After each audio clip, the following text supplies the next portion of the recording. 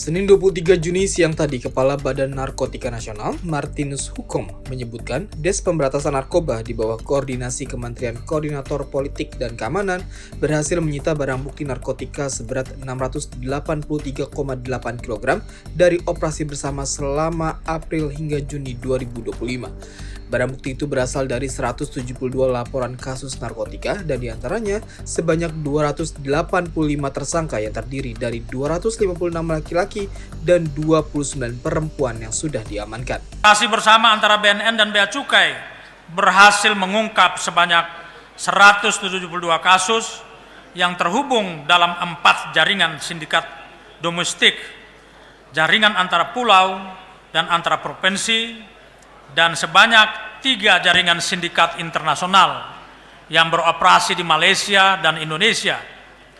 Data selengkapnya akan disampaikan oleh Deputi Pemberantasan BNN. Pengungkapan jaringan sindikat narkoba terjadi di berbagai wilayah, yaitu Sumatera Utara, Sumatera Barat, Bengkulu, Kalimantan Barat, Kalimantan Timur, Jakarta, Jawa Tengah, Jawa Timur, Bali, dan Sulawesi Selatan. Sementara itu jumlah tersangka yang berhasil ditangkap sebanyak 285 orang, yang terdiri dari 256 laki-laki dan 29 perempuan, atau sebanyak 10% dari total tersangka tertangkap yang mayoritas berstatus sebagai ibu rumah tangga. Perempuan.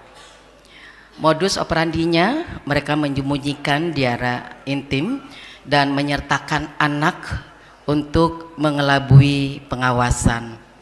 Ini adalah keprihatinan kita bersama karena perempuan dan anak sudah menjadi target dalam peredaran narkotika. Hal ini menunjukkan bahwa jaringan sindikat narkotika ini tidak segan-segan untuk memperdayai perempuan sebagai kurir dengan iming-iming ekonomi. Lebih menyedihkan lagi ketika ini dilakukan dengan penuh kesadaran karena alasan untuk memenuhi kebutuhan sehari-hari di dalam rumah tangga. Selain itu, kasus-kasus tersebut terhubung dengan 4 jaringan sindikat domestik, jaringan pulau dan antar provinsi, serta 3 jaringan internasional yang beroperasi di Indonesia hingga Malaysia.